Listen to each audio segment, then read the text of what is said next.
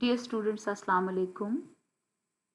This is the part 2 of the topic that these days we have started. So, the day before I had sent the presentation on uh, advertisements for job, and in which I told you people that there are 9 things that one has to look for when reading those advertisements, right? So you have done your homework also, and then you have understood that how to figure out and how to underline those places, how to mark those places. Now these marked places are why I asked you to do that. It is because now the second task begins, and second task is that you have to write a job application. I'll explain it in a while, but before that, let us look at the key learning points of today's presentation. We are going to see what is cover letter, what is cover email or job application, what is the purpose of it, what are the essential steps or parts of a cover letter, and I will also show you a sample cover letter.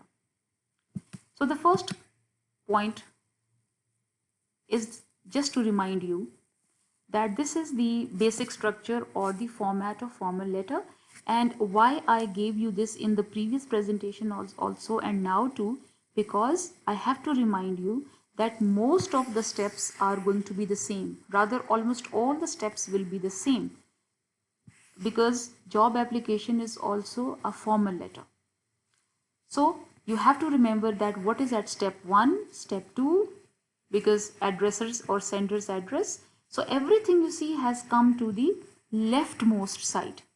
And this is how the page looks like. It has to have a margin over here, means a proper distance. And then you see how the alignment is justified. Every line has to finish at a certain point. It is not in a haphazard way. So step 3 will be addressers or receivers or recipient's address. Then step 4 has a subject line. Step 5 has a salutation.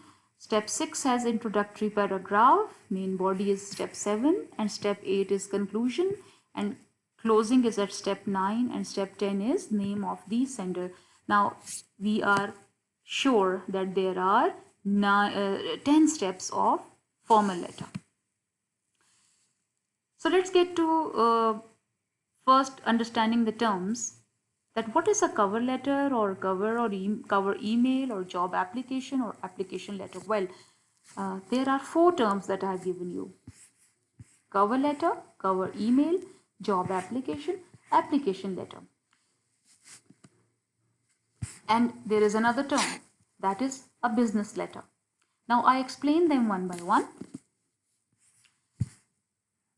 We call it a cover letter because it has to sum up, or it has to tell in brief whatever the CV or resume has in it. Because job application must have CV with it. So it is called cover letter because it covers all the aspects briefly at one point, at one page. You see, on one page. It is also called cover email. Why it is called cover email? Because if you are sending it through email, through internet, then you will not call it cover letter. You will simply, the same thing will be converted into cover email. Only the term will change. You see?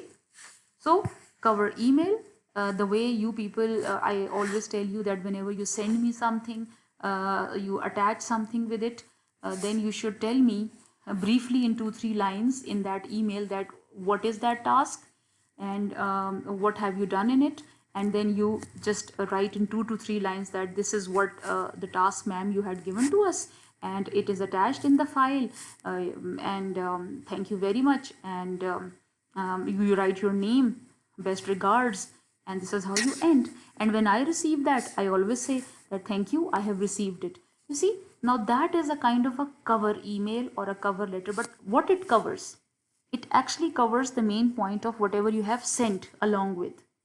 So it means that job application, now the third term I'm going to take you to, job application is is something which CV already has. CV has all those points in it, and job application and CV are always together. They are sent together. But job application has the summarized points over there from the CV, right? And this is where the true test of a person is, that how that job application is written. And application letter, it is also called as application letter because it is a part of, or it is the form of, or it is the type of a formal letter. So applications, letters, they all come under formal letter. Well, I have also written a term that it is called a business letter.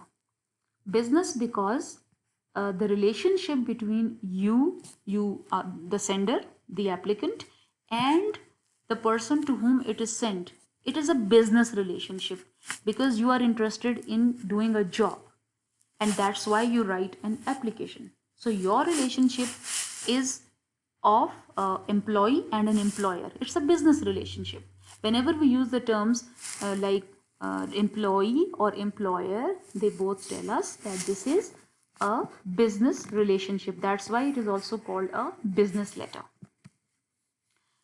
We have to remind ourselves time and again that our course overall, it is communication skills, and just like we had studied the paragraph or the essay or the rest of the things as part of the written communication, same is the case over here, that it also conveys a message. It sends a message to someone who is a receiver, and receiver is your employer. See, and sender is the applicant. So it's actually a written communication, and that's why the 7 C's of communication will be applicable over here also. It's a very brief document. It's hardly a 1-page document which is always sent with resume or CV. We have to remember this, that it has to be a short, concise, compressed document which has to be sent along with the resume for that advertisement. Before you start writing the cover letter or job application or cover email for some job, you need to remember the purpose of writing this application, because it is a very short document, so it has to be written in such a way that it should cover all the aspects that the advertisement has asked from the candidate or from the applicant. So it provides information on applicant's skill and experience. Naturally, as those 9 points of looking in the news for the job advertisement, you know that there is something that is required from the applicant, his skills and experience. So cover letter also provides the same information. Then, of course, it provides information on academic qualification, and it also has to present the case why that applicant is qualified for the job. Means you have to present yourself, you have to fight your case, you have to tell the employer that you are the best suited candidate for it. But why? Now this why is quite tricky. Okay. The second point of this main heading is that the purpose of cover letter is to serve an impression about you. The applicant in his or her personal self cannot go everywhere. So first, the job application or the cover letter has to be sent along with the CV. Then they go through both these things. Sometimes they don't even go through the CV. They usually look at the cover letter, and if it is convincing, if it is persuasive, if it is catchy, if it is impressive, then you see what happens. They call you for the interview. But before that, the impression it has already created.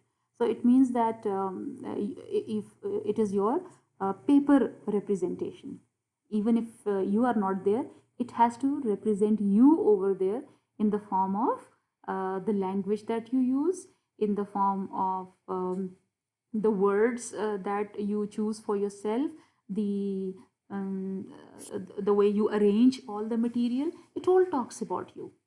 So if there are mistakes in it of any kind, of factual mistakes or language mistakes or such kind of mistakes, then it creates a very bad impression. This cover letter also explains to the employer why you are an ideal candidate for the job. As I already mentioned, that it has to fight on your behalf. You are not there, but it has to fight. And of course, it has to have an impressive presentation in the form of the uh, the very selective kind of vocabulary and order of the information that you give through that cover letter. In one of the previous slides, I told you that your job application and resume or CV, they have to be sent together. So your question can be that, ma'am, then what is the difference? Already we have sent CV, so why should we write job application? So the answer is that your CV is just an objective piece. Means that it is lifeless.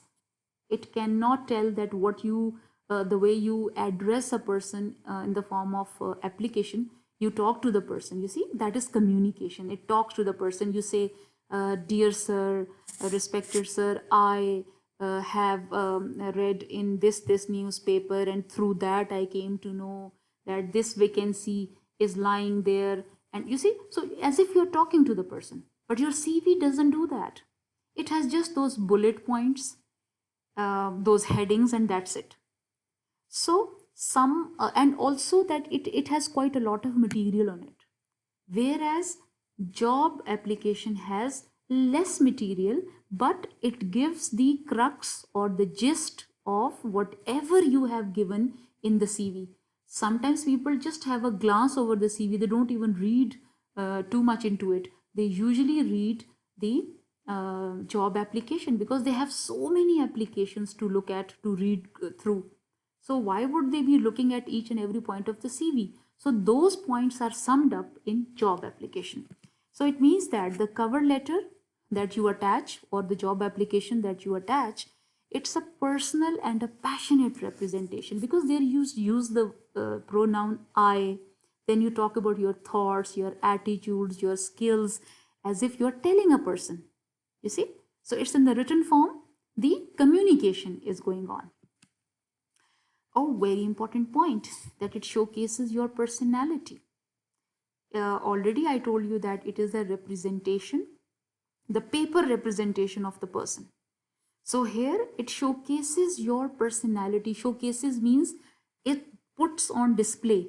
It is as if you market it. You send it in the market for the shop, because you see, going for the job is to put your skills, your expertise in the market, and you are looking for the buyers, that they should come and buy your skills. So it means that you have to present your product in such a way that the people are going to get impressed by you. Now this is what you have to do. So it showcases your personality. After having written it, now you have to proofread. Proofread means that you have to check for any kind of mistakes. If they are mistakes of spelling, mistakes of grammar, mistakes of any kind of information that was wrongly given, or mistake in the order of information that you have given. So you have to proofread it, because again, it creates an impression. And if there are such kind of mistakes, some carelessness on your part in writing that one pager, it will create a very bad impression, and it is a high chance, the possibility is that your application will not be considered. See? So here just a broad overview of the cover letter, how it looks like. Now this section to the left side, it looks like to be the contact information of the sender, means you, the applicant. Then we see, don't look at these lines, they are not in order. I'm just giving you a very rough kind of an outline overall, because it's general layout. Now this second point is, it states how you heard about the job and why you think you are an ideal candidate. See, now here you have to give the reference that you heard it or you read it in the newspaper or online or from that website. So here you have to mention.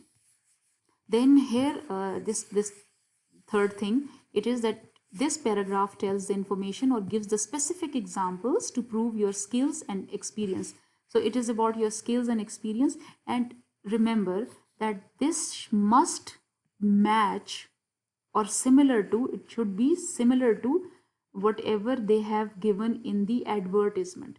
So advertisement and job application, they should match. If they are asking for a female teacher of biology, you must be a biology student or a person who has done biology thing. If they're asking for the age limit, if they're asking for some kind of special attributes, you must go for them, and you have to mention those words that are there. Well, the last paragraph, they have told about the thanking of the employer for considering you, and this is how it is. This is a general layout. Let's get to something which is going to tell you parts of a cover letter. Now there are how many parts? You can see 9 parts. Now everything is shifted, as if the paper is in front of you, you will see that everything is shifted to the left hand side, and it starts with the sender's address, your address. It is usually on the top left hand corner. Number 2, the date. It is just underneath the sender's address. Then receiver's address is mentioned under the date. Then subject means that whatever your purpose, it is summed up. It's a one-liner, one-line subject that is given. For example, you will say application for a research officer. See, so that is going to be the subject of your letter. Then of course you already know what is salutation. Then there will be those 3 paragraphs, mandatory 3 paragraphs, introductory, main, and concluding. So your paragraph number 1 is going to, like if we talk about the first paragraph, you will see that this paragraph usually tells the reader that from where you got the advertisement, and then what was written in that, and then that will be the first paragraph. The second paragraph will be in which you are going to explain what are your qualities and what you want. You will be a very good candidate and you have all these attributes. And the third paragraph or the last will be in which you say that you will be a very ideal candidate for them, and if they choose you, and thank you that they have considered you or so. Now closing is going to be in which you have to write yours sincerely, yours faithfully, not faithfully. These days we don't write faithfully, we say yours truly, okay, or yours sincerely. Then the signature of the person who is writing the application, and then what? Then there is one, this number 9. This needs a bit of explanation. It is called enclosures. Enclosures basically means that here you have to include the name of the documents and testimonials. Means if your educational documents are required, you tell them that they are enclosed along with the cover letter. It could have your photograph, it could have your biodata or your CV or copies of certificates, whatever you want to enclose or attach. You see, so this is how you mention in enclosures. So this is how you see the parts of a cover letter. Now I'm going to take you to these parts one by one. You can see that how I have, for your ease, all these boxes, they tell us that there are different parts of the job application or the cover letter. Can you see that this is, what is this? This one. Yes, this is sender's address or addresser's address, means applicant's address. After every step, you have to leave one line. This is called block method. See? So you have to mostly write application in block method. Right. So look at the this red color. This is the date, step number 2. Step number 3, it is addressee's address or the receiver's address. Now they don't actually go for the punctuation marks, but here and there, for example, after date, there is a comma, this thing also. So you have to note down these punctuation marks. Well, they had not given subject line because the most modern method does not have subject, but I have added for your understanding. Now, subject, it is step number 4, and you have to underline the subject where every main word has to be written in capital letter. For example, job, J capital, application, A capital. But prepositions and articles, if they come in between, then they will be small. Marketing, M capital, coordinator. So the moment your employer reads this subject, he knows that you have applied for this kind of job. Then it is salutation. Usually, dear is considered to be the polite way of addressing the formal relationship. You can also write respected, but mostly it is written dear. And then there is this Ms. and Johnson. There should be comma, or they should not be there. This should not be this colon. This is wrong. Colon should not be there. Okay. Now the first paragraph. I am writing to express a keen interest in the position of marketing coordinator at Jeans Company. My qualifications and experiences closely complement to the job description you have provided in advertisement. See, mention of the advertisement has to be there. Now here the person is generally talking about himself. Using my relevant expertise and unique ideas, I would be able to arrange effective marketing campaigns and increase the client base of Jeans Company. Now he is telling that he will do his best. Now he is going to come to one by one his expertise. Now he says, my proficiency in marketing and research speaks for itself owing to the... So the second paragraph talks about his experience and also his expertise, his what you can say, mastery over his field, in his field. Then next paragraph, this is going to be, he says, my ability to identify target markets before designing a marketing campaign has resulted in a significant increase in... So he talks about his achievements. He says that I have been such a trustworthy candidate earlier to, or trustworthy professional, that due to me, the company I was working, it had a lot of advantage. So here he talks about his previous achievements.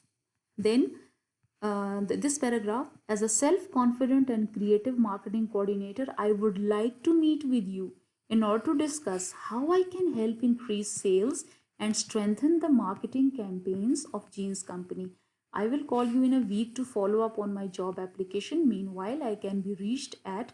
Now contact details he gives, and then finally he closes it. How? Thank you for your time and consideration, sincerely. You see, there are some different ways of writing job application also. Somewhere Americans are a bit informal in some of the things, but most of the times you will see that a particular format has to be followed. And then there have to be signatures over here, and of course the name of the sender. So can you see this? Generally, it should look like this, generally. Right. Further, if I can give you another example of application, but here you will see that address is over here on the top. So again, there are variations, but I have told you that you have to bring all this to the left hand side. See? And here you will see that they have not given the subject line. Subject line should have been before dear salutation, but again I told you that the modern practice is that they do not give the subject. See, but you have to give. The reason is that we have to follow a certain formula or certain format, so in which you have to. So have a good look at this and try to understand this, all right? And do ask me questions if you have any issue over here. So the key point is that your job application, it has to match with the advertisement that you have read and now you want to apply for that job, because those qualities have to be mentioned over there. Otherwise they might not even consider you. You see, because you see this number one, you have to mention why you are a strong candidate, and you, when you read it, you will get to know that there is justification of it. Then of course, number 2 point over here, you have to show or demonstrate that you have what's required for the job. You should tell them that you have the qualities. Then number 3, include examples of your accomplishments. You have to prove that how in the previous job or some previous place you had performed this, you had achieved that, so that there is a proof. And number 4, you have to reiterate. Spelling is wrong over here. No, it's right. Sorry. This is I. R-E-I. Sorry. Reiterate. Reiterate means you have to repeat what you have to offer the school district or whatever that position is. You have to tell that you are a trustworthy person and you will do anything for them. You see? Means good things for them. Right? So I hope so that you have understood whatever I told you. And inshallah, coming up next will be part 3 of CV and job application, in which I will tell you how to write CV, because again that's quite a challenging thing that you have to write. So till then I take leave. Thank you. Allah Hafiz.